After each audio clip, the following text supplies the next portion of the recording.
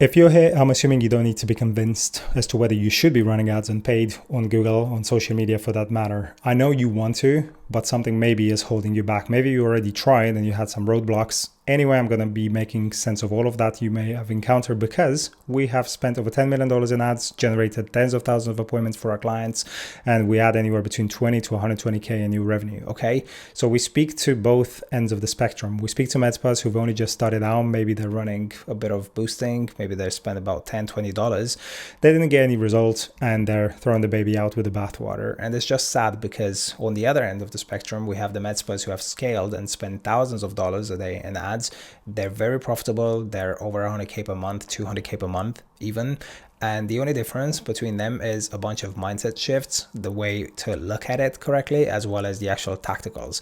The good news is that if you're confused, if you don't know what to do next, you don't actually need to reinvent the wheel because the path ahead has been laid. You just need to put one foot in front of the other and just not reinvent the wheel. Just apply the framework, stick to the recipe. It's proven, it's been done, it's being done by the Medspa next door, by Sally, the esthetician down the road as well.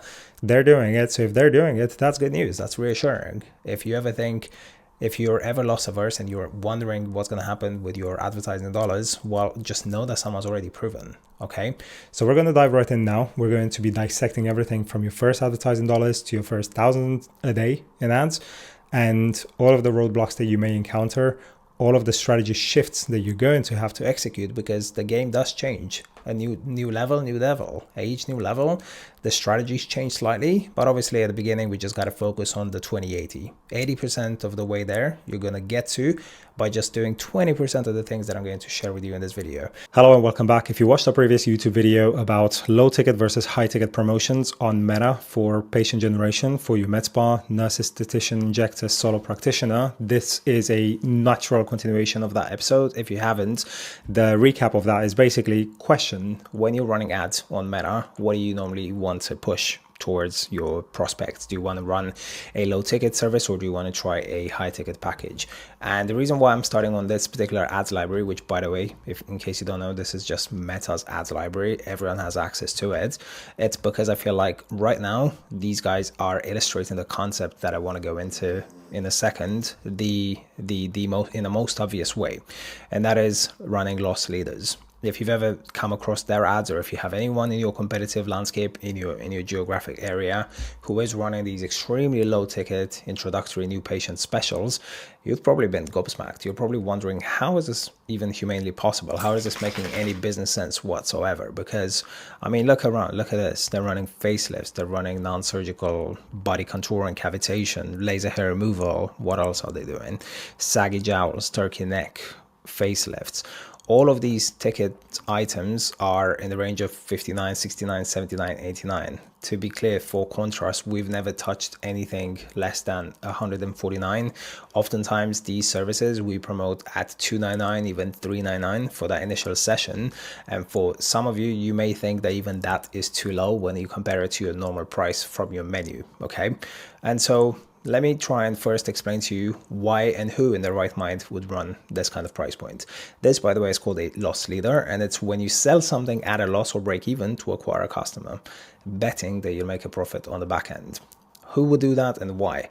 The objective and what this is ultimately solving for is very low cost per lead, because as you can imagine, a low price point generates a ton of appeal to a very wide pool of audience.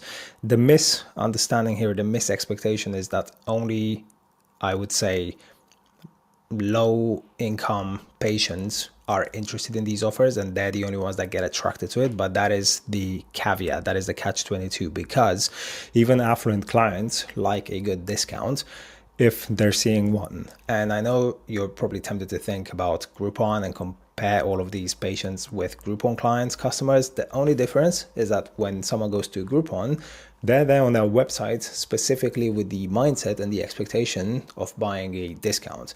Whereas this, if it's run on Facebook as a interrupt kind of advertising, it's going to surprise even the most wealthy clients with a price point that hopefully is going to attract them. And on the other hand, just to bear this in mind, is not going to alienate them, because oftentimes if the price is too low, it looks kind of suspect, right? And so that is the rationale. That's the reason why anyone would try and run these kinds of offers. Costco is doing it with their hot dog, with their soda. IKEA is doing it as well. All kinds of retailers are doing the exact same thing, especially during tentpole moments like Black Friday and back to school. They're running a loss on those introductory products to get people in through the door. They're lead magnets, they're hooks, they're tripwire offers. They have different kinds of names, okay?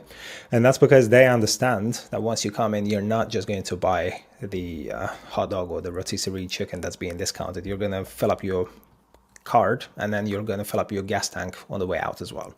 In the Medspa world, the way that looks is, well, you've seen here the most extreme example, but then something that's a bit more sensible that you're also going to see all over the ads library if you do a bit of research is these $149 price point for laser hair removal, for body contouring, for skin tightening, for a bit of Botox, which a lot of med spas are actually taking a bit of a hit on because it costs them $200 when you factor in the ad spend, the no-shows, the staff time, the consumables.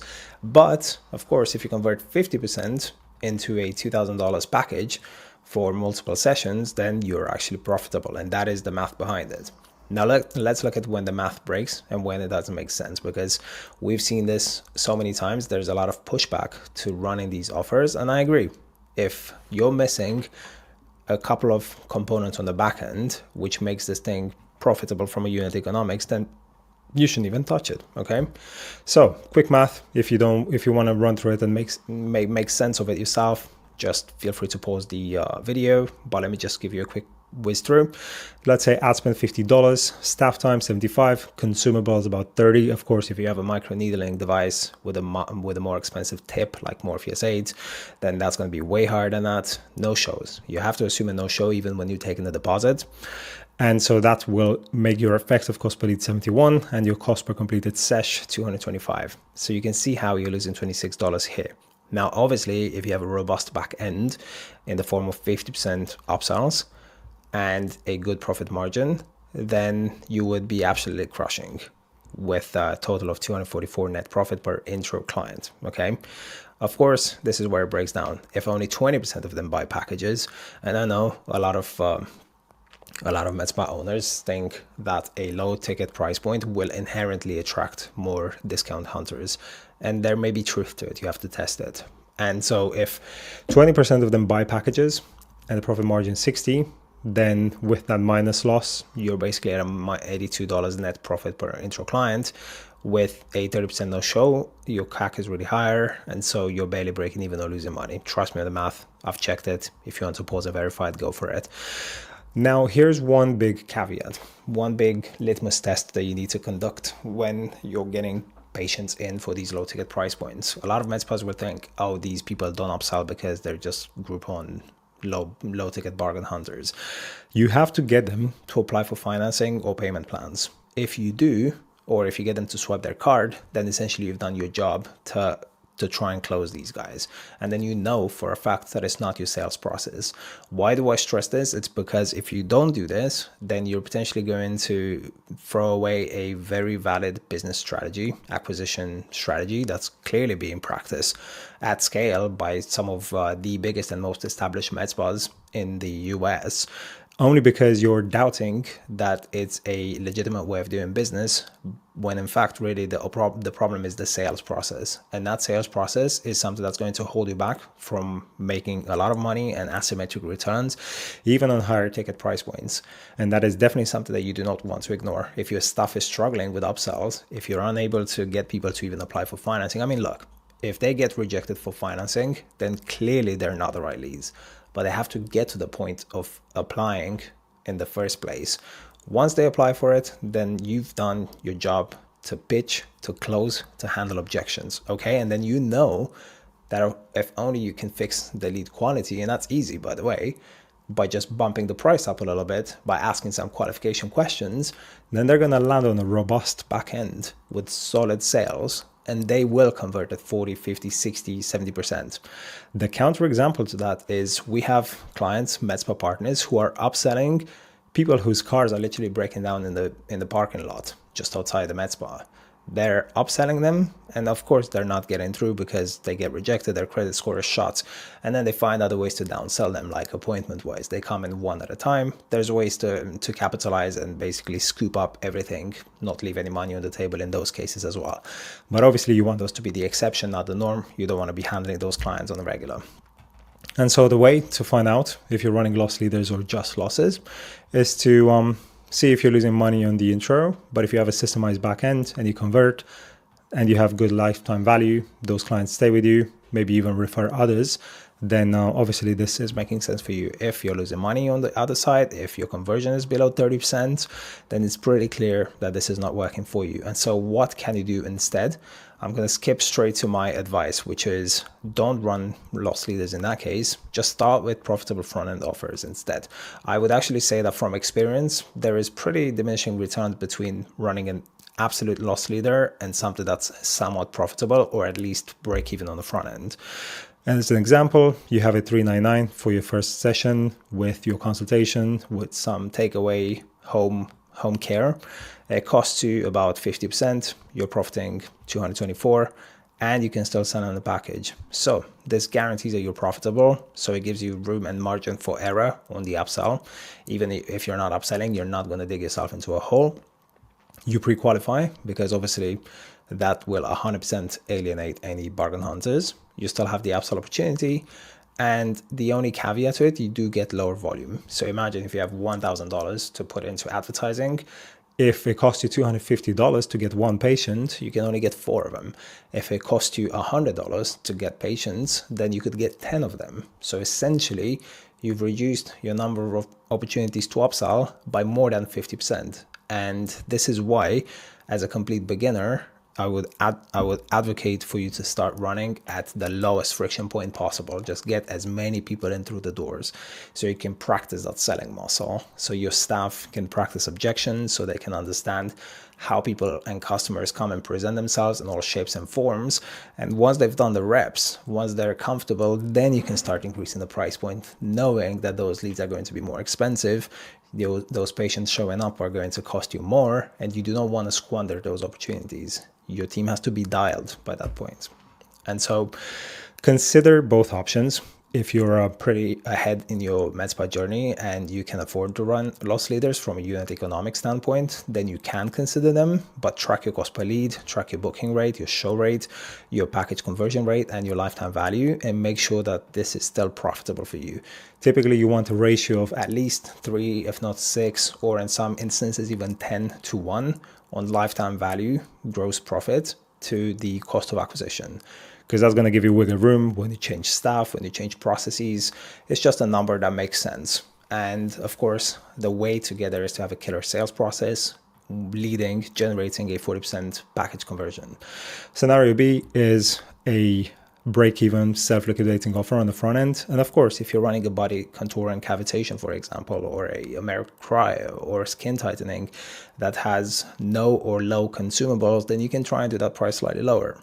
You can try $149, you can try $199, $249. You have to play with that price point. You have to find the point of diminishing returns. The point of diminishing returns is where it costs you more to generate the lead with Facebook ads than the money you're actually collecting on the front end. And from there on, it just doesn't make sense to keep charging more.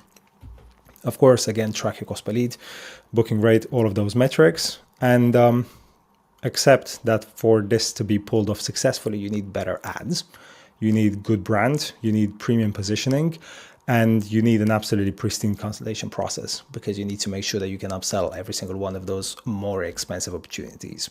All right, cool. Most med spas want to run high ticket packages on the front end. It just doesn't make any sense from a cost per lead appointment sort of unit economics and numbers, which is why I will always advise that you start with the lowest price point first. And in doing so, you fix your sales process, your scripts, your training, your follow-up, and then the loss leader model can print money, or at least a self-liquidating model can get you to a profitable point pretty early. Okay. Of course, if you don't fix the sales process, you should run profitable front-end offers to stop the bleeding, but accept and understand that you're still not going to make those crazy returns. The clients that we have generating 10x return on their ad spend are doing so in the upsells, in the back end. The front end is never going to be able to generate those kinds of returns. If you're happy to just break even to maybe 2x your return just to stay in business and to have money to reinvest in the ads, to continue to perfect your craft, your processes, and to train your team, then obviously you've got to start somewhere. The most important thing is obviously to not stop, to keep running those ads and to make sure that you're moving forward. And whenever you see something wild, like these low ticket front end offers, a lot of clients are asking me, how is it that some of their competitors are running Botox offers for extremely low prices? And they think they're doing shady things like diluting the Botox or offering stuff that's maybe not FDA approved from Korea or whatnot. And to be clear, that may be true, but also it could just be true that they're running loss leaders because they've worked out their numbers and they're confident on their back end and on their memberships, and they understand the numbers on the spreadsheet. So obviously look at it with a very critical eye and understand that maybe there's something that you don't know about it that they do. Maybe there's something that you can learn from it if you lean into it. And of course, stealing ethically, there's absolutely nothing wrong with it, right? Good artists copy, great artists steal. Isn't that how it goes? Cool. I hope this is useful. Until next video, try and implement this, and to your success. See you in the next one.